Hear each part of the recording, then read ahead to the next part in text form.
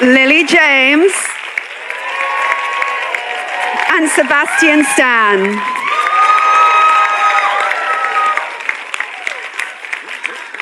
Welcome, everyone. Let's take a seat. All right, before we start chatting about this show, we're going to take a look at a clip. Our own fortress of solitude. Over there, that'll be like a Zen garden, and there, you know, a waterfall flowing into a koi pond, you know, just super chill. So Buddhist. Yeah, totally. Hey, you know what would be awesome? How about a meditation gazebo? Snap! You know, whenever life gets too chaotic and stuff, we can just go in there and we can center ourselves. Pop in the koi pond and chill your shit out. You know, I've been way into TM lately. Oh, I love TM. You do you practice? Yeah, I do it all the time. Ever since I started, you know, it's just been like way more chill and calm. Hey! Hey! Get the out of here! I see you, motherfucker! What are you doing? I see you! Yeah, get the out of here, stockrazzi piece of shit! Do you want to get sued? Come on, You should be suing him for invasion of privacy. It's okay, it's okay. Excuse me.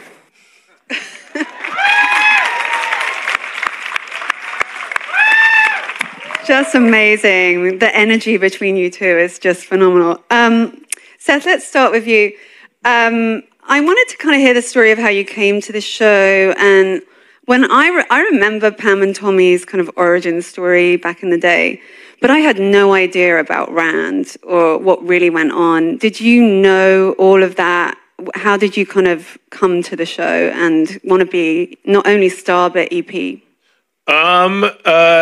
Thank you for having me first. It's not, I'm very rarely a contender for anything. So it's an honor to be just a contender. It's as high as I'll probably get. So, I'll be happy with contending. It was an article, and I was around 12 years old when the tape came out.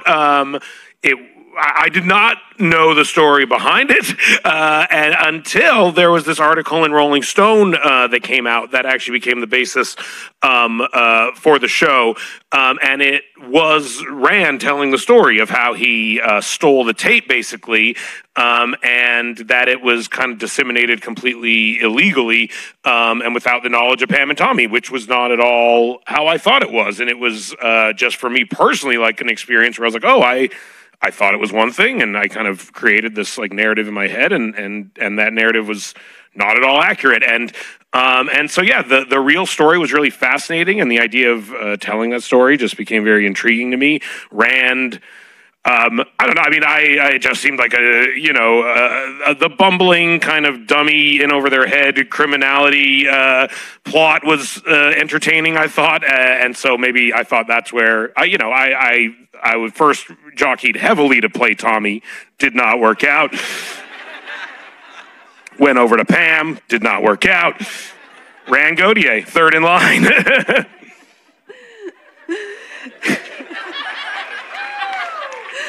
Lily, let's talk a little bit about how you came on board, and what did you know, or how did you perceive Pamela before you started researching the part, and how did you get into the character? Well, I was just so deeply shocked to my core when there was ever a thought that I would play Pamela Anderson. And so when the idea was floated and we spoke about it, and then I read the scripts and they were so good and so surprising. So I had no idea, like Seth was saying, that this was such a huge violation. This tape was stolen from them. And then the story that unfolds simultaneously with the birth of the internet and how that just made it so much worse, and it was a crime, and it just spoke to me, and I felt so passionate about, you know, what she went through and how awful it was, and how that tends to happen in the media, how we treat women if these violations happen, and it just felt like such a brilliant, essential story with these, you know, amazing people. And then I just studied Pamela more and more and more, and yeah. Thank you. I agree. And Sebastian, Feel free to yell that to any of us as this unfolds. Amazing work, Seth. Yeah, no, just don't force it. But if you just feel the spirit take over, just. What about you, Sebastian? Tell us about how you felt about Tommy Lee before this and how you feel about him now, maybe. Well, I mean, again, I was actually, you know, just as sort of lost about what had really happened, and in terms of how much I didn't know about what had happened. You know, obviously growing up, you know, I mean, I came here when I was 12 in '95, so I think I was still young when that whole thing went down. But growing up in high school and stuff, obviously, and you know, once I found my way through the music sort of scene of rock and all that, I knew of the band, and I actually auditioned for the Dirt when they were trying to make it back in 2003 with Larry Charles directing, actually, and that was from Vince Neil or whatever. So I'd read the Dirt, and I was familiar, but I didn't really know more. When I went down on YouTube and kind of just nonstop watched everything we could find on them, and just the interviews over and over. He's actually talks quite a bit about everything, and he's pretty upfront about it and pretty honest, and seems to own it. So a lot of the work I felt was sort of done for me in a way. I just had to kind of go in there and just, you know, find a way into the thing. There it is again. So as always with playing real people, there's responsibility that comes with that. It's a complex task to take on. Did any of you meet the real people involved or reach out to them? I did not. Where is Rand now? I think he's living on a farm somewhere. I heard he grows weed in Northern California, so I might have met him organically just through my day-to-day life without knowing it. But yeah, it's interesting. I also did this movie where I played Steve Wozniak, and I got to know him very well. And you know, I think as an actor, it's, you know, it's like debatable what it adds to your performance or not. It's kind of just what you personally want to do. I, in general, like to meet as few people in life as humanly possible. So that carries over to my acting as well. Yeah, I don't think we met our people. Yeah.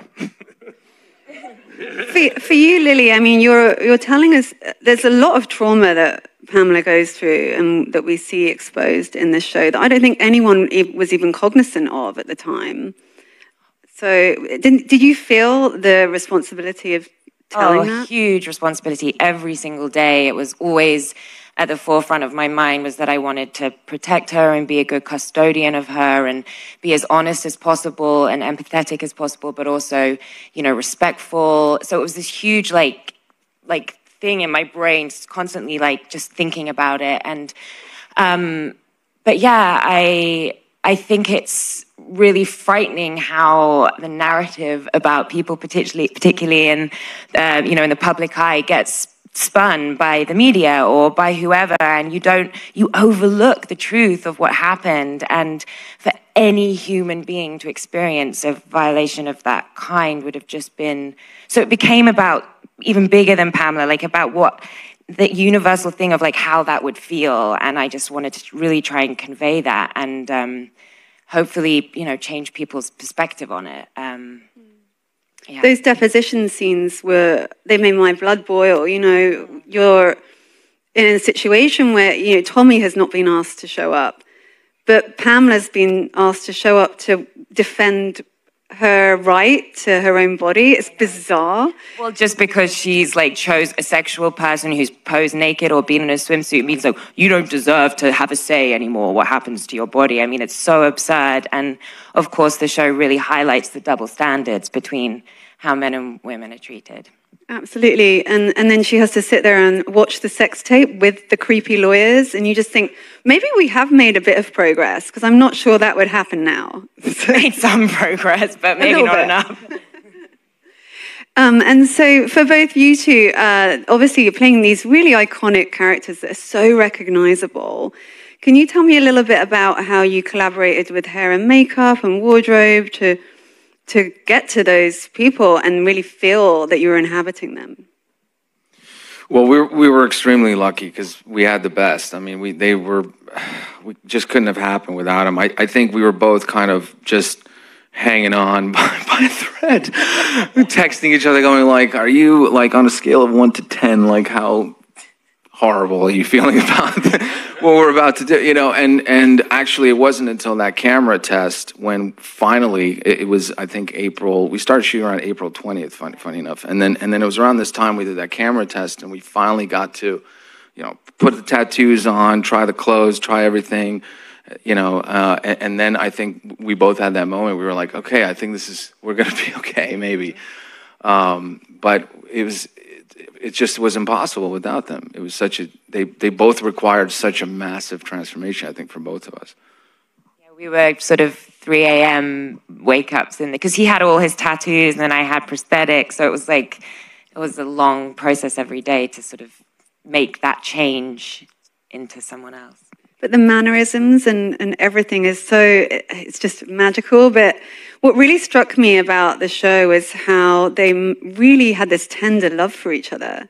You really feel it. It's super sweet. And I felt like Tommy had this kind of rat bag rock and roll attitude, and then Pamela makes him this really soft person. It's just so adorable. How did you decide to settle on that kind of chemistry? Did you watch videos of them together? Like, how did you... Oh, no. I'm saying you're shaking your head. Only because it was, I think it was like an everyday routine of I had compiled every single, like a 2-hour playlist of every interview I could find, and I was running and trying to get 20,000 steps a day, like, you know, just on repeat, and you were... Even between shots, as they were setting up, you were listening to her constantly. I mean, it was just a nonstop thing, right? And Craig really, right from the word go, amazing director, Craig Gillespie. He really wanted, you know, this is an opportunity to see them behind the camera, like not when they're displayed in an interview and, you know, being your sort of on version, like what were they like intimately, privately together. And obviously that took a huge leap of imagination too. We can't possibly really know, but based on what we learned and read and watched, that was the sort of where we landed. Yeah. So Seth, I know earlier you said, you know, Rand was this kind of like pathetic figure and when you were reading the scripts, and but actually I kind of love the way he has this kind of absurd redemption story where he goes to the psychic, and the psychic is like, essentially, you've done some woman great harm. And then he tries to kind of get his good karma back, but it's so selfish. He doesn't care about Pamela at all. He cares about saving his own skin, right? Yeah, Rand's not a great guy.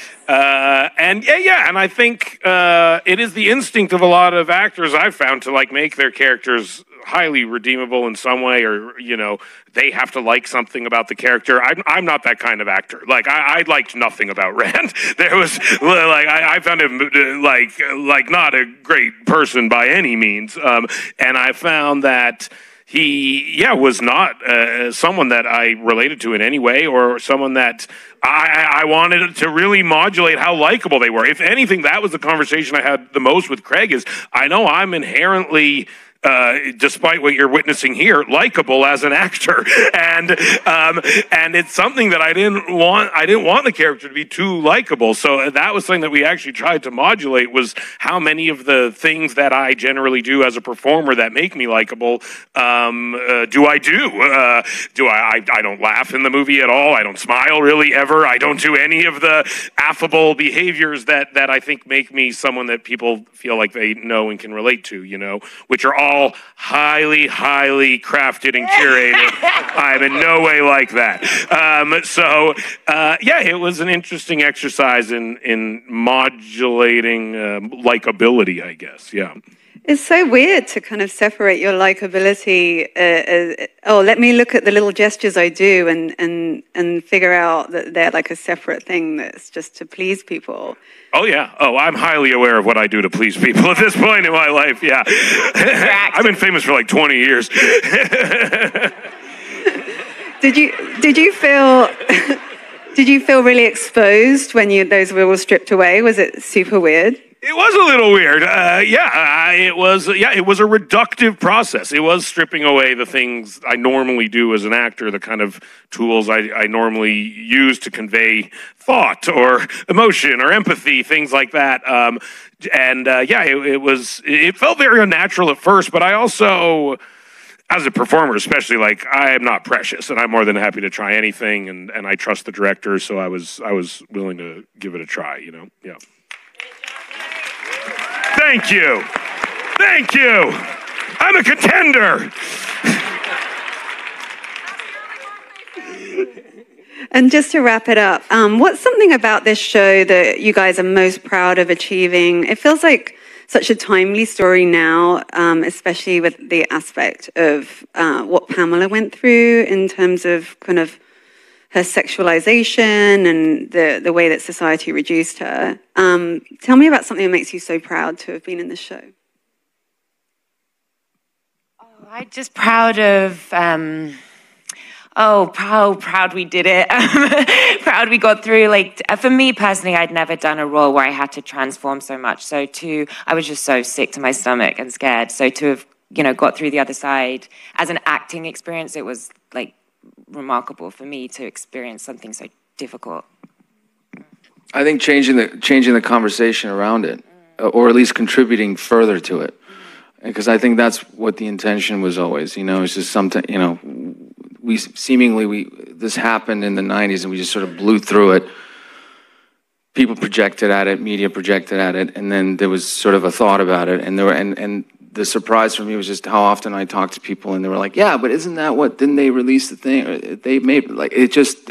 People's consciousness or whatever had remained of what had happened just didn't seem to fit with the actual situation. So hopefully just, kind of contributing more to that and revisiting it and looking at it in a different way.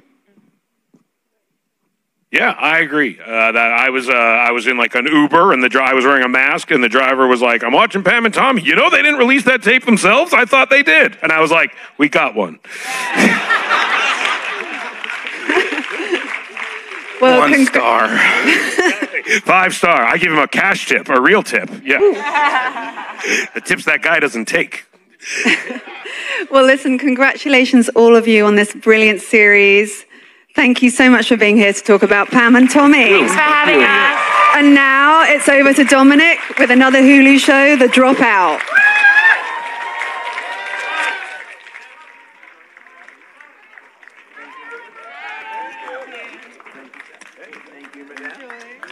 Thank you, Antonio. Thank you, Lily and Sebastian and Seth, for joining us.